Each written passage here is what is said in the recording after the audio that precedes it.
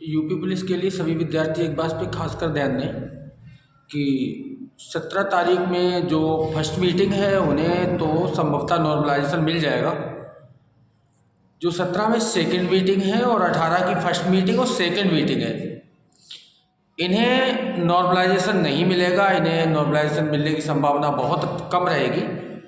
उसका कारण ये है कि ये माना जाता है कि जो बाद में विद्यार्थी जाते हैं, पहला एक पेपर होने के बाद जो विद्यार्थी अगले दिन पेपर देने जाते हैं या उसी दिन 2-3-4 घंटा के बाद अगर पेपर देने जाते हैं, तो वो पहले से जो पेपर हो चुका होता है उसके बारे में थोड़ा सा नॉलेज उन्हें हो जाती है कि पेपर किस टाइप का होना है।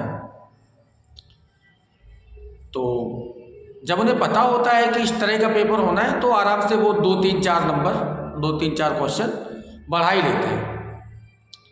और इसी के आधार पे ज़्यादातर पहली मीटिंग को या सेकेंड मीटिंग को नॉर्मलाइजेशन की प्रोसेस बनाई गई, नॉर्मलाइजेशन दिया जाता है। या फिर ये देखा जाता है कोई पेपर बहुत ज़्यादा टफ हो गया है तो उसमें नॉर्मलाइजेशन दिया जाता है। तो आपको ध्यान देना है कि जिस विद्यार्थी का पेपर 17 तारीख को सेकेंड मीटिंग में है या फिर 18 तारीख की फर्स्ट या सेकेंड मीटिंग में है, उसे 12 बजे सेंटर पे हर हाल में पहुंच जाना है।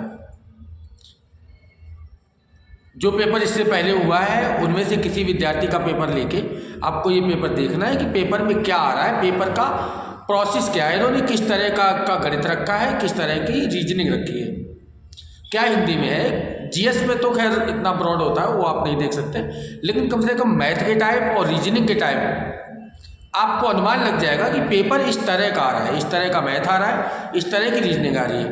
तो तत्काल ही जो पेपर आपको मिला हुआ है वो उसके सारे टाइप, मैथ और रीजनिंग के सारे टाइप आप तत्काल देख लें तो कम से कम 4-5 क्वेश्चन का फ़ायदा मिलना ही मिलना है, मिल जाएगा। और जिसको 18 में है तो वो पहला पेपर भी देखें, उसके बाद 17 का सेकेंड पेपर भी लगाएं, सॉल्व करें। उसके बाद 18 का जिसका फर्स्ट में पेपर है वो तो फर्स्ट में देगा, उसका सेकेंड में पेपर है वो फर्स्ट वाला पेपर भी देखे और उसके बाद सभी पेपर को सॉल्व करके और ये उस आधार पर करेंगे तो कम से कम आपको 4-6 क्वेश्चन और बढ़ जाएंगे।